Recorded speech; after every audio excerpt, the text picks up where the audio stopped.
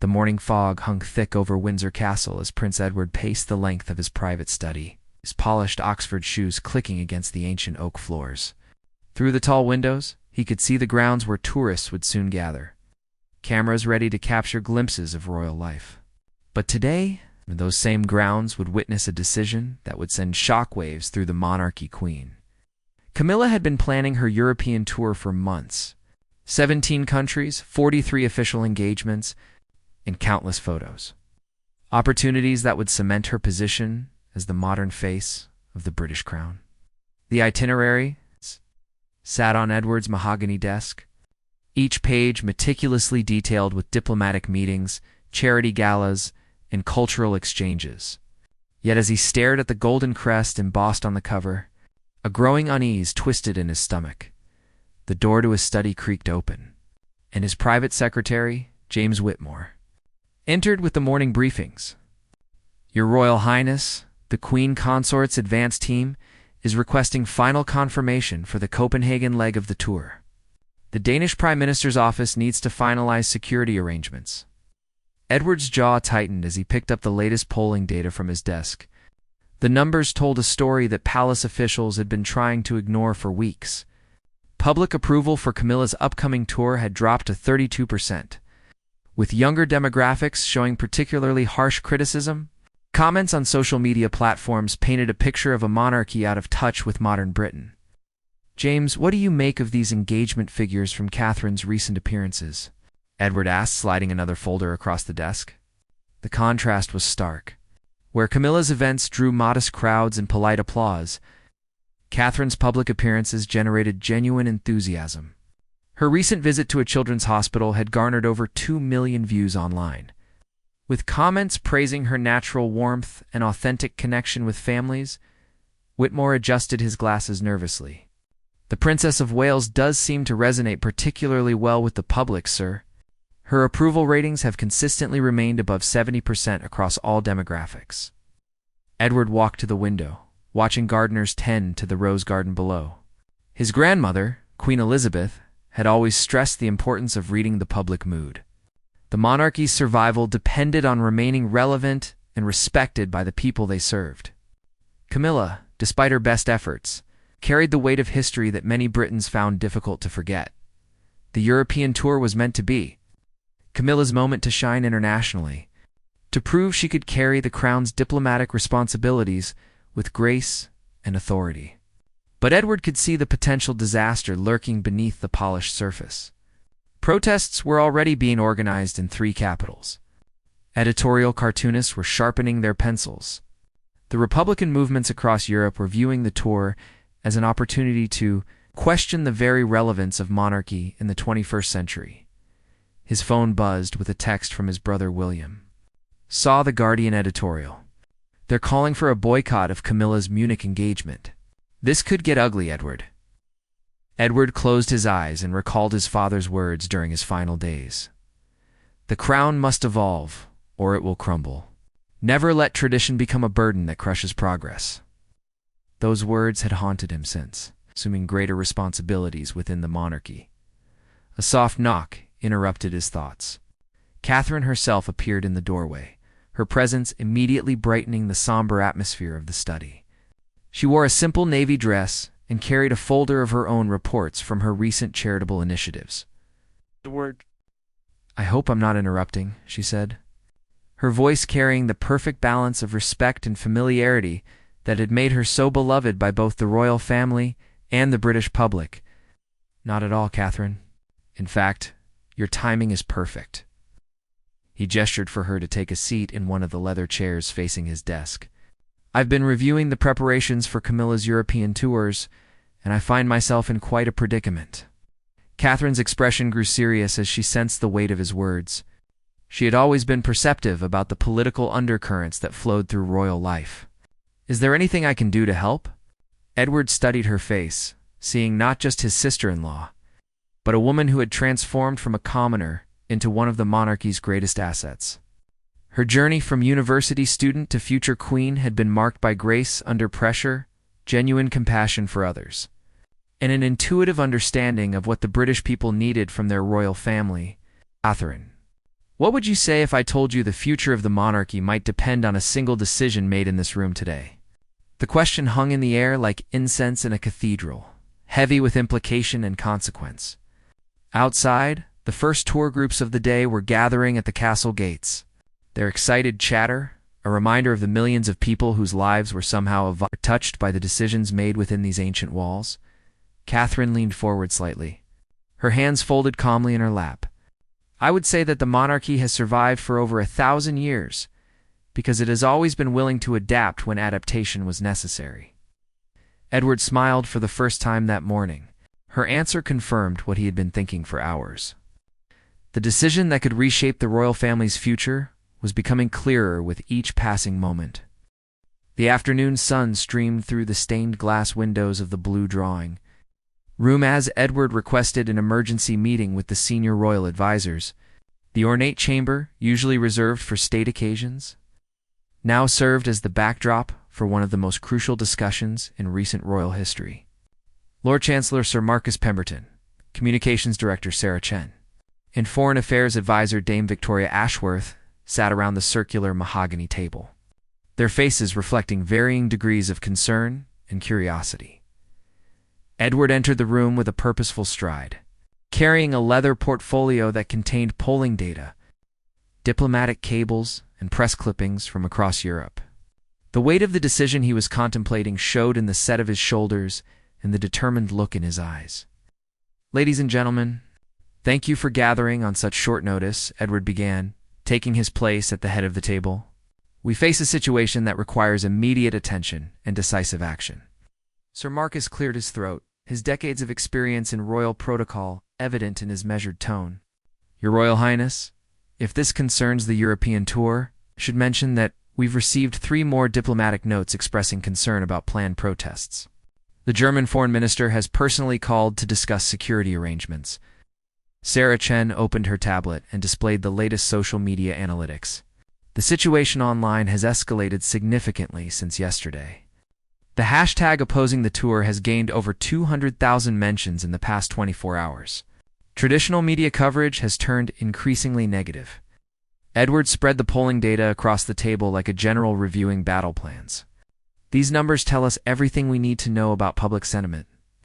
Camilla's approval ratings have dropped 15 points since the tour was announced. Meanwhile, Catherine's popularity continues to climb. Dame Victoria shifted uncomfortably in her chair. Sir, while I understand the concerns about public opinion, we must consider the diplomatic implications of any major changes. 17 heads of state are expecting to meet with Queen Camilla. Canceling or postponing could be seen as a sign of instability within the monarchy. Which is precisely why I'm not proposing a cancellation, Edward replied, his voice steady and confident. I'm proposing a substitution that will strengthen rather than weaken our international relationships. The room fell silent as the implications of his words sank in. Sarah Chen was the first to speak, her voice barely above a whisper. You're suggesting that Catherine take Camilla's place on the European tour? Edward nodded slowly. Catherine has proven herself repeatedly in diplomatic situations. Her state visit to Canada last year was hailed as the most successful royal tours in decades. European leaders have specifically requested more opportunities to work with her on youth initiatives and environmental programs. His conservative instincts rebelling against such a dramatic change? Your Royal Highness, the constitutional implications alone are staggering. Queen Camilla is the monarch's consort. Protocol dictates that she should represent the crown in such matters. Protocol also dictates that we serve the British people and maintain the monarchy's relevance, Edward countered. If we ignore public sentiment and proceed with a tour that could damage our international reputation, what does that say about our judgment? Dame Victoria pulled out her phone and began scrolling through diplomatic messages. I've been receiving inquiries from several European capitals about Catherine's availability for expanded roles. The French president specifically mentioned his admiration for her work with children's charities. The Italian prime minister has requested a private audience with her during any future visits. Sarah Chen's fingers flew across her tablet as she pulled up engagement statistics. The data supports this direction completely. Catherine's social media posts receive 3 times the engagement of any other royal family member. Her charity work generates consistent positive coverage across international media. From a public relations standpoint, she's our strongest asset. Edward stood and walked to the window overlooking the East Terrace, where tourists gathered to catch glimpses of royal life. My grandmother always said that the monarchy must be a mirror reflecting the best of British values. When people look at Catherine, they see compassion, dedication, and authentic service. She represents the modern Britain that our European partners want to work with. The advisors exchanged glances, recognizing the weight of the moment. Sir Marcus finally spoke, his voice heavy with the gravity of tradition. Such a decision would require careful handling. The announcement would need to be crafted to honor Queen Camilla while celebrating Catherine's expanded role. Position it as recognizing Catherine's special expertise in areas that align with the tour's objectives. Sarah Chen suggested, her mind already working on communication strategies, youth engagement, environmental initiatives, cultural diplomacy. These are areas where her passion and knowledge are genuinely unmatched. Dame Victoria nodded slowly, warming to the idea. The European Parliament has been pushing for greater focus on climate change and youth empowerment. Catherine's involvement would signal that Britain is serious about these issues. Edward returned to his seat, feeling the momentum building in the room. Camilla has expressed concerns privately about the physical demands of such an extensive tour. We can frame this as a thoughtful decision that allows her to focus on domestic priorities while Catherine handles the international engagements. Marcus pulled out his own notes and began making calculations. The logistics would be manageable. Catherine's security detail is already equipped for international travel. Her private secretary has experience with diplomatic protocols. The European advance teams would actually prefer working with Catherine, Dame Victoria admitted. Her staff is known for being more collaborative and less demanding than other royal offices. Sarah Chen looked up from her tablet with growing excitement. The narrative potential is tremendous. We're not just sending a royal representative, we're sending Britain's most beloved public figure to strengthen our European relationships during a crucial time. Edward felt a sense of clarity settling over him like morning light breaking through clouds. The decision that had seemed so difficult hours earlier now felt not just right but inevitable. The monarchy's survival had always depended on its ability to evolve and adapt to changing times. Then we're agreed, he said, his voice carrying the authority of his position. I'll speak with Camilla and Catherine personally. Sarah, prepare communication strategies for both domestic and international audiences. Victoria, begin reaching out to European contacts. Marcus, review the constitutional requirements. As the advisors filed out of the blue drawing room, Edward remained behind, staring at the portraits of his ancestors that lined the walls. Each monarch had faced moments when tradition and progress collided, when the easy path and the right path diverged dramatically. The private sitting room at Clarence House felt unusually tense as Queen Camilla sat across from Prince Edward, her afternoon tea cooling untouched on the delicate spode china. The room, usually filled with warmth and comfortable conversation, now carried an atmosphere thick with unspoken concerns and difficult decisions. Camilla had always prided herself on reading between the lines of royal communication, and Edward's request for this urgent private meeting had set alarm bells ringing in her mind. Edward, you look as though you're carrying the weight of the entire Commonwealth on your shoulders, Camilla said gently, her voice carrying the warmth that had helped her navigate the complexities of royal life for decades. Edward shifted in his chair, the leather creaking softly under his weight. In his hands, he held a folder containing the latest intelligence reports, public opinion surveys, and security assessments related to the European tour. Camilla, I need to discuss the upcoming tour with you. There have been some developments that require our immediate attention. Camilla's expression remained composed, but her hands tightened slightly around her teacup. She had spent years building towards this moment, her first major solo international tour as Queen Consort. The planning had been meticulous, from the custom wardrobe designed to honor each nation's cultural heritage to the carefully crafted speeches addressing contemporary European challenges. I assume this concerns the protests that have been organized, she said matter-of-factly. My security detail briefed me on the situations in Berlin and Amsterdam. I've faced hostile crowds before, Edward. It comes with the territory. Edward leaned forward, his eyes meeting hers directly. It's not just the protests, Camilla. The polling data shows a significant shift in public sentiment, both domestically and internationally. Support for the tour has dropped to levels that could seriously damage the monarchy's reputation. Camilla set down her teacup with a soft clink that seemed to echo in the quiet room. Years of experience in the public eye had taught her to recognize when a situation had moved beyond her control. What are you suggesting, Edward? The European leaders are enthusiastic about strengthening ties with Britain, but their preference for engagement has become clear through diplomatic channels. They want to work with representatives who can generate positive public attention and genuine enthusiasm for British partnerships. Camilla stood and walked to the window overlooking the garden, where she had spent countless hours finding peace amid the storms of public scrutiny. You're talking about Catherine. Edward nodded slowly, appreciating her directness. Her approval ratings across Europe are extraordinary. The German Chancellor specifically mentioned her environmental advocacy.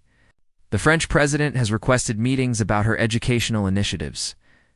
Even the traditionally Republican-leaning Dutch Parliament has expressed interest in her youth programs. And you believe sending me instead would be a diplomatic failure, Camilla said, her voice steady but tinged with resignation. I believe sending Catherine would be a diplomatic triumph, Edward corrected gently. There's a difference. This isn't about your capabilities, Camilla. It's about reading the political climate and positioning the monarchy for maximum positive impact. Camilla turned back to face him, her composure intact, despite the disappointment flickering in her eyes. You know, when I married your father, I understood that my role would always be complicated. The public's memory is long, and forgiveness comes slowly to those who wear crowns. Edward stood and moved closer to her, his voice filled with genuine respect. Your contributions to this family and to Britain have been immeasurable. Your work with literacy programs, domestic violence awareness, and healthcare initiatives has made a real difference in countless lives. But it's not enough to overcome the narrative, is it? Camilla asked, a slight smile playing at the corners of her mouth. The story of the woman who came between Charles and Diana will always overshadow the story of the woman who has served Britain faithfully for decades. European tour would have been a chance to rewrite that narrative, Edward acknowledged. But the current climate makes that impossible. The media coverage would focus on protests and controversies rather than your diplomatic achievements. Camilla returned to her chair, her movements graceful despite the weight of disappointment, and Catherine would face no such obstacles. Catherine represents something different to the public, Edward explained. She's seen as the future of the monarchy, someone who chose this life rather than someone who complicated it. When European citizens see her, they see possibility and progress. She is rather remarkable, Camilla admitted, her voice warming with genuine affection. William chose well. She's brought a freshness to the family that we desperately needed. Edward relaxed slightly, sensing that Camilla was processing the situation with her characteristic pragmatism. The tour's objectives, strengthening diplomatic ties, promoting British interests, showcasing modern monarchy would be better served by Catherine's participation. Camilla picked up her teacup again, taking a slow sip as she considered her response. You're asking me to step aside from the most significant international opportunity I've had as queen consort. I'm asking you to make a strategic decision that serves the greater good of the monarchy and the country, Edward replied. Your role remains vital, but perhaps this particular mission requires different skills and public appeal. What would be the official explanation? Camilla asked, her practical nature asserting itself. We would emphasize your desire to focus on expanding domestic programs while Catherine handles this specific international initiative.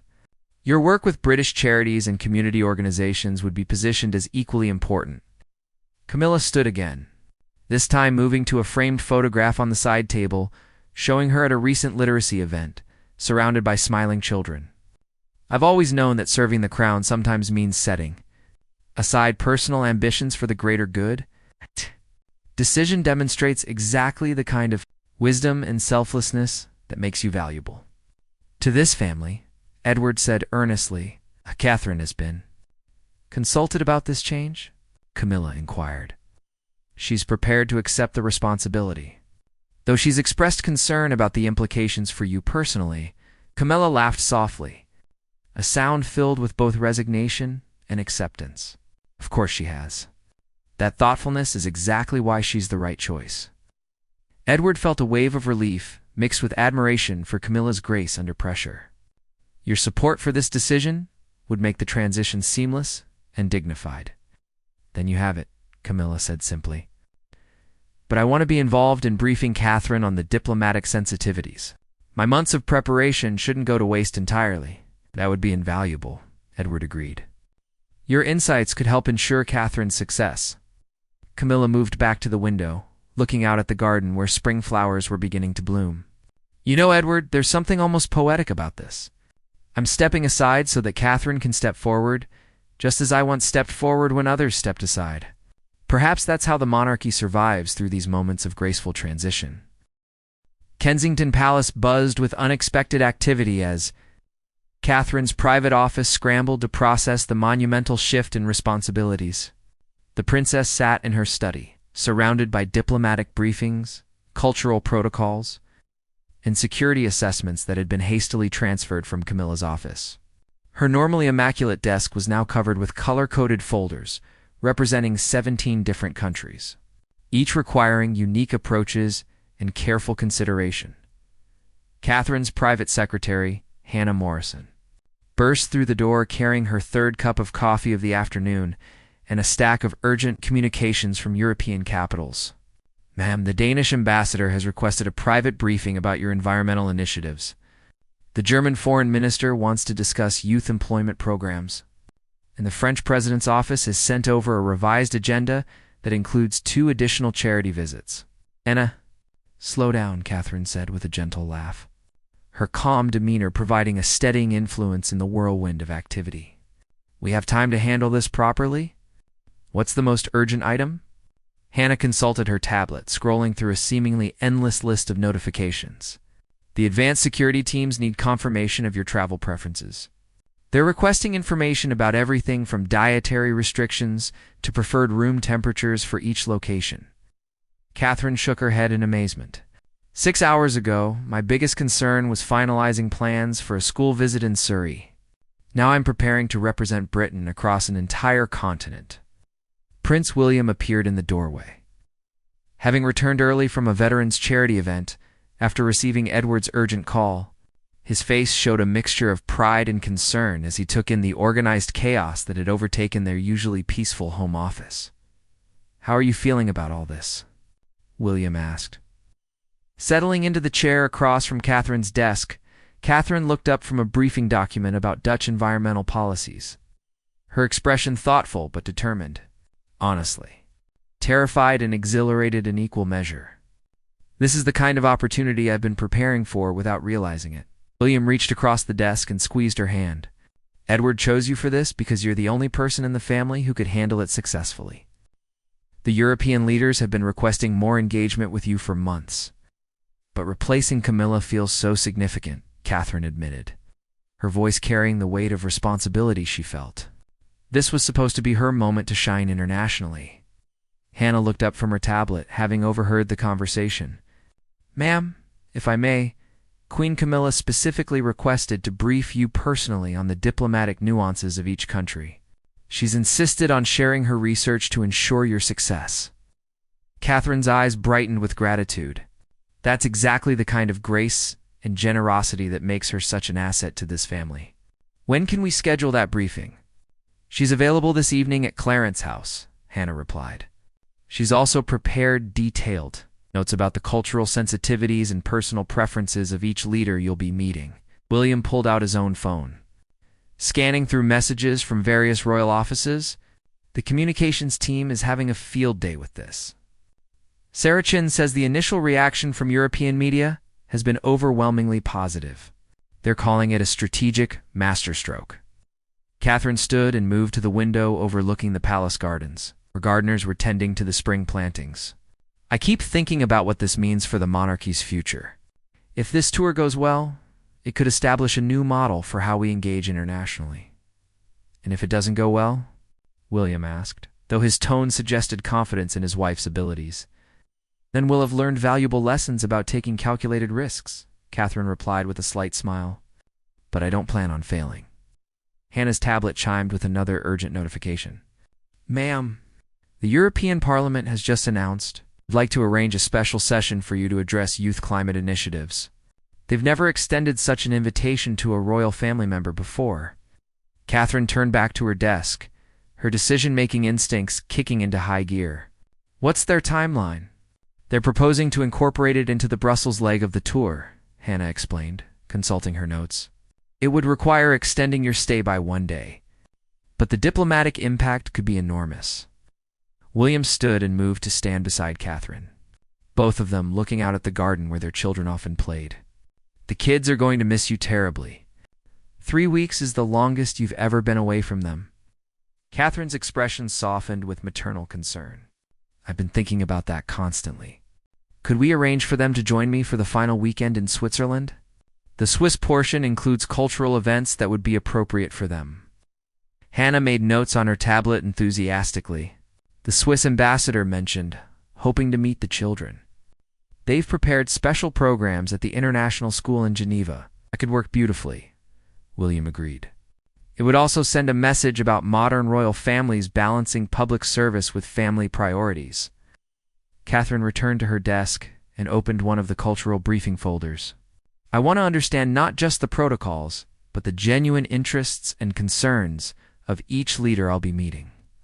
These aren't just photo opportunities.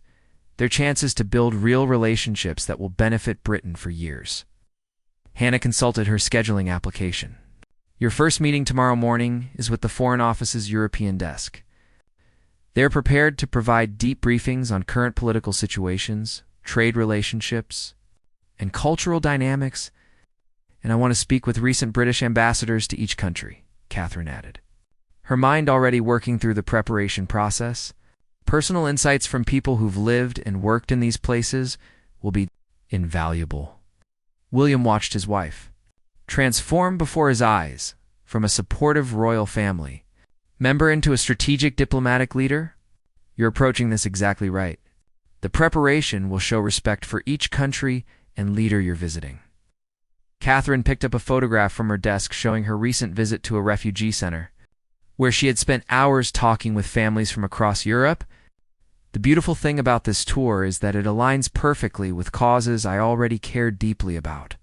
Environmental protection, youth education, cultural exchange, these aren't just diplomatic talking points for me. Hannah's phone rang, and she answered with professional efficiency. After a brief conversation, she hung up with excitement evident in her voice. Ma'am, that was the Italian ambassador. The Vatican has requested a private audience. They want to discuss your work with children's mental health initiatives. Catherine's eyes widened with surprise and honor. That's completely unexpected. Do we have any protocol guidance for Vatican visits? I'll contact Buckingham Palace immediately, Hannah replied, already dialing. This tour is creating opportunities no one anticipated. William shook his head in amazement. 6 hours ago, you were planning to visit a primary school in Surrey. Now you're being invited to meet the Pope. Catherine laughed, the sound filling the room with warmth and energy. I suppose that's what happens when you're willing to step into opportunities that seem impossible. But William, I need you to promise me something. Anything, he replied immediately. Help me stay grounded through all of this. The protocols and pageantry are important, but the real measure of success will be whether we've genuinely strengthened Britain's relationships and advanced causes that matter to real people. William moved to embrace his wife, both of them aware that they were standing at a pivotal moment in their lives and in the history of the modern monarchy. That's exactly why Edward chose you, and exactly why this tour is going to succeed beyond anyone's expectations. The grand ballroom at Buckingham Palace had been transformed into a command center for what royal staff were privately calling Operation Catherine. Banks of monitors displayed real-time coverage from news outlets across 17 European countries, while senior advisors coordinated with foreign ministries, security services, and media organizations. The atmosphere was electric with anticipation and careful planning as the announcement prepared to reshape the landscape of royal diplomacy. Prince Edward stood at the center of the controlled chaos, reviewing the final draft of the official statement that would be released simultaneously in 8 languages. The communications team had crafted the message with surgical precision, emphasizing Catherine's expertise while honoring Camilla's contributions to the monarchy. "The statement strikes exactly the right tone," Sarah Chen announced. Looking up from her laptop where she had been coordinating with international media outlets, "We're getting advance indication that European newspapers are preparing positive coverage, focusing on Catherine's environmental advocacy and youth programs." Sir Marcus Pemberton entered the ballroom carrying a red dispatch box containing the final constitutional approvals required for such a significant change in royal duties. "Your Royal Highness, we have formal approval from the relevant government ministries. The Foreign Secretary has personally endorsed the decision, calling it strategically brilliant." Edward felt a wave of satisfaction mixed with nervous energy. The decision that had seemed so daunting 12 hours earlier was now supported by unanimous agreement from royal advisors, government officials, and international partners. "What's the latest from Catherine's preparation team?" Dame Victoria Ashworth consulted her tablet, scrolling through updates from Kensington Palace. "She's completed briefings with the European desk and former ambassadors. Her grasp of the diplomatic nuances is remarkable." The German ambassador described her knowledge of renewable energy policy as genuinely impressive. Hannah Morrison's voice crackled through the secure communication system connecting the palace to Kensington Palace. "Ma'am has requested one final review of the environmental initiatives she'll be discussing. She wants to ensure her proposals are both ambitious and realistic." Edward smiled at the dedication Catherine was showing to the preparation process. "And Camilla's briefing session? Completed 2 hours ago?" Sarah Chen reported. Queen Camilla described it as the most productive diplomatic preparation she's ever participated in. She's confident that Catherine is ready for every challenge. The tour will present. Massive screens around the ballroom began displaying preliminary reactions from European capitals as advance. Word of the announcement spread through diplomatic channels. The responses were overwhelmingly positive, with several foreign ministers expressing enthusiasm for expanded cooperation with Britain on environmental and youth issues. The French President's office has released a statement welcoming Catherine's increased role, Dame Victoria announced. They're describing it as an exciting evolution in Franco-British cooperation. The German Chancellor has requested an additional meeting to discuss climate initiatives. Sir, Marcus reviewed the security protocols that had been updated to reflect Catherine's specific travel requirements and threat assessments. Intelligence services across Europe have confirmed enhanced security arrangements.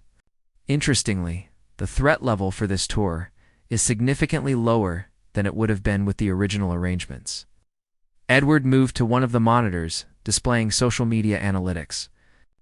Watching as hashtags supporting Catherine's appointment began trending across multiple platforms, the contrast with the negative sentiment that had surrounded Camilla's planned tours was stark and encouraging.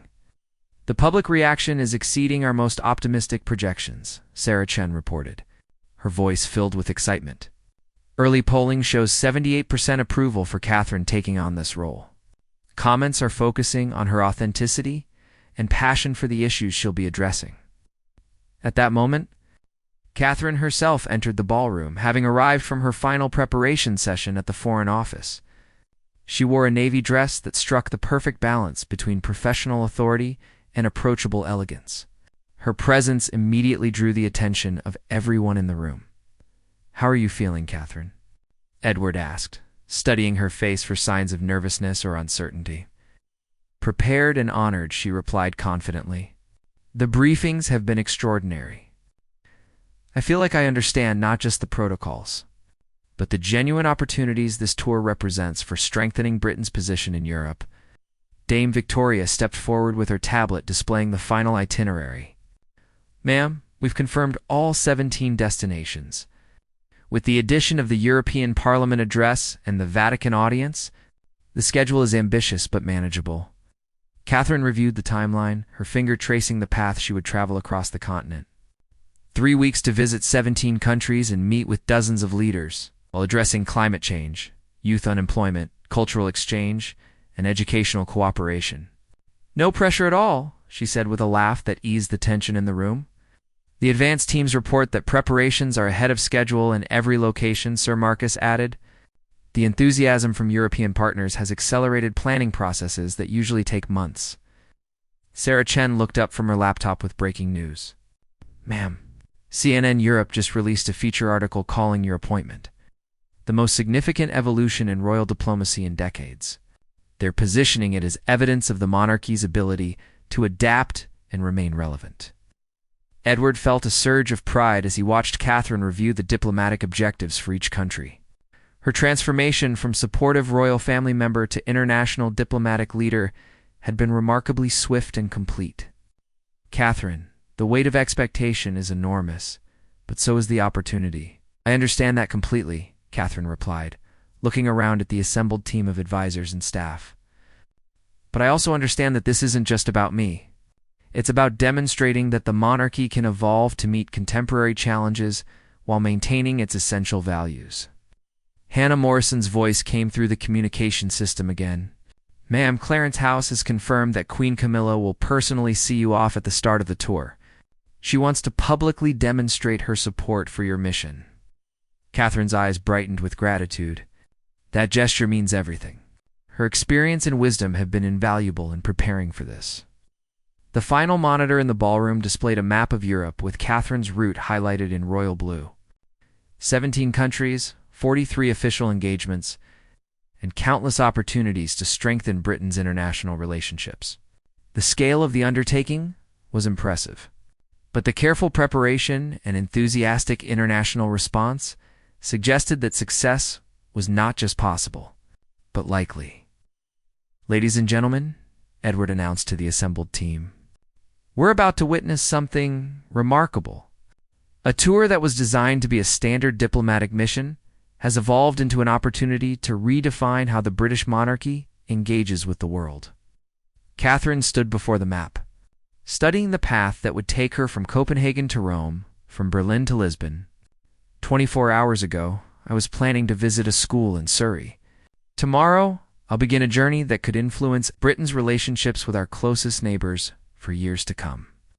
The announcement goes live in 30 minutes, Sarah Chen confirmed, her fingers poised over her laptop keyboard. Are we ready to change the course of royal history? Edward looked around the room at the faces of advisors, staff members, and family who had worked tirelessly to make this moment possible. We're ready. Catherine, the stage is yours. The announcement reverberated across Europe like a carefully orchestrated symphony, with each capital responding in harmonious approval of Catherine's appointment as the Crown's representative. Television networks interrupted regular programming to cover the breaking news, while digital platforms exploded with commentary and analysis from royal experts, political commentators, and ordinary citizens whose enthusiasm for the unexpected development was palpable at the BBC's central London headquarters. Royal correspondent Nicholas Witchell stood before a backdrop, displaying photographs of Catherine's most successful public appearances. This announcement represents perhaps the most significant shift in royal diplomatic strategy in living memory, reported to millions of viewers across Britain. The Princess of Wales will now carry the full weight of Crown representation across 17 European nations. European Union officials gathered in emergency session to review the implications of Catherine's expanded role. Commission President Maria Santos emerged from the closed-door meeting with a statement that captured the continent's mood. We welcome this evolution in British royal engagement. The Princess of Wales has already demonstrated remarkable understanding of European priorities, particularly in environmental protection and youth empowerment. The reaction from individual European capitals was swift and overwhelmingly positive. In Paris, President Emmanuel Laurent's office released a statement within hours of the announcement. France looks forward to deepening our partnership with Britain through expanded cooperation with Her Royal Highness on climate initiatives and cultural exchange programs. German Chancellor Anna Müller went further, personally calling Buckingham Palace to express her enthusiasm. The Princess of Wales represents exactly the kind of forward-thinking leadership that Europe needs, she told journalists at a hastily arranged press conference in Berlin. Her commitment to environmental sustainability aligns perfectly with Germany's priorities. From Rome, Prime Minister Giuseppe Benedetti announced that Italy would propose a new youth exchange program to be launched during Catherine's visit. We see this as an opportunity to strengthen ties between Italian and British young people through educational and cultural partnerships. He explained to assembled media, back in Britain, the reaction was equally enthusiastic, but more personally invested. Social media platforms recorded the highest engagement rates for any royal announcement in over a decade, with hashtag #CatherineEurope trending globally within hours. Comments poured in from citizens who saw the appointment as evidence of the monarchy's ability to adapt and remain relevant. Margaret Thompson, a teacher from Manchester, posted a video message that was shared thousands of times. Finally, someone representing Britain who actually understands the issues young people face today. Catherine gets it. Climate change, education, mental health. She's not just talking about these things, she's lived them. The contrast with the previous negative sentiment surrounding Camilla's planned tour was stark and telling. Where protests had been organized against the original itinerary, welcome committees were now forming across European cities. The mayor of Amsterdam, who had previously expressed concerns about royal visits, announced that the city would host a special environmental summit in Catherine's honor, Queen. Camilla herself emerged from Clarence House to address the media gathered outside, demonstrating the grace and dignity that had characterized her approach to royal life. "I am delighted that Catherine will be representing the crown on this important mission," she stated with genuine warmth. Her passion for the issues being addressed and her natural diplomatic skills make her the perfect choice for strengthening Britain's European relationships. Asked about her own feelings regarding the change, Camilla's response reflected both wisdom and strategic thinking. The monarchy must always put service before personal ambition. Catherine's appointment serves the best interests of Britain, and that is what matters most. At Kensington Palace, Catherine prepared for her first media appearance since the announcement, working with her communications team to craft responses that would demonstrate her readiness. While acknowledging the significant responsibility she was accepting, the palace gardens had been transformed into an impromptu press center, with journalists from across Europe traveling to London to cover the story. Catherine emerged from the palace wearing an emerald green dress that subtly honored the environmental themes she would champion throughout the tour. Her composure was remarkable for someone whose life had fundamentally changed in less than 24 hours. "I am deeply honored by the confidence Prince Edward and the royal family have placed in me," she began, addressing the assembled media with characteristic poise. "This tour represents an extraordinary opportunity to strengthen the relationships between Britain and our European partners at a crucial time for our continent." When asked about her preparation for such a significant diplomatic mission, Catherine's response revealed both her thoroughness and her genuine enthusiasm. "I have been privileged to receive briefings from some of Britain's most experienced diplomats and European experts. More importantly, I have spent years learning about the issues that matter most to European citizens: environmental protection, youth opportunity, educational cooperation, and cultural exchange." A journalist from Germany's leading newspaper posed a question about her environmental credentials.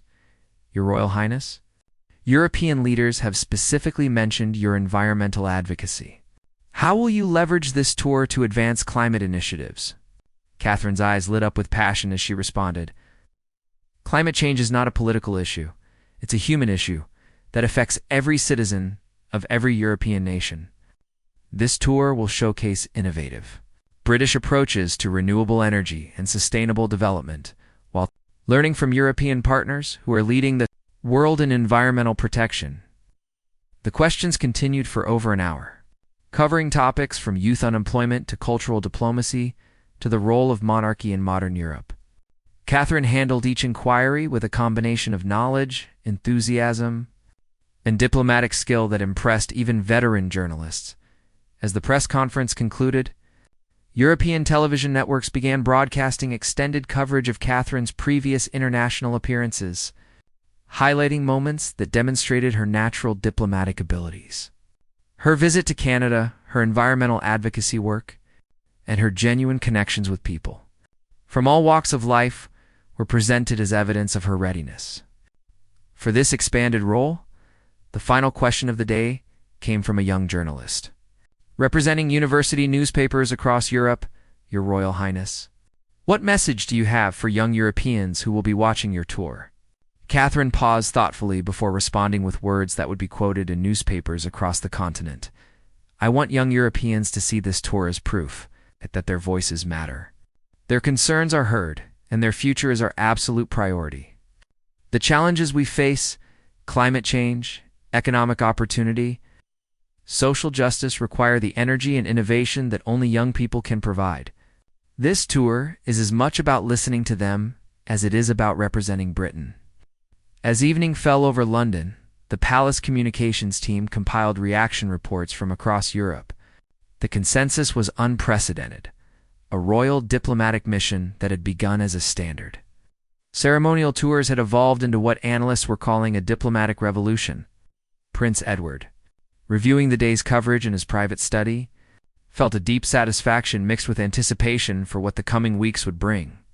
The decision that had seemed so difficult just 24 hours earlier now appeared not just right, but inevitable. The monarchy had once again demonstrated its ability to evolve and adapt, ensuring its continued relevance in an ever-changing world. Outside, London's evening lights twinkled like stars, while across the Channel, 17 European capitals prepared to welcome Britain's most popular royal ambassador on a mission that would define diplomatic relationships for years to come.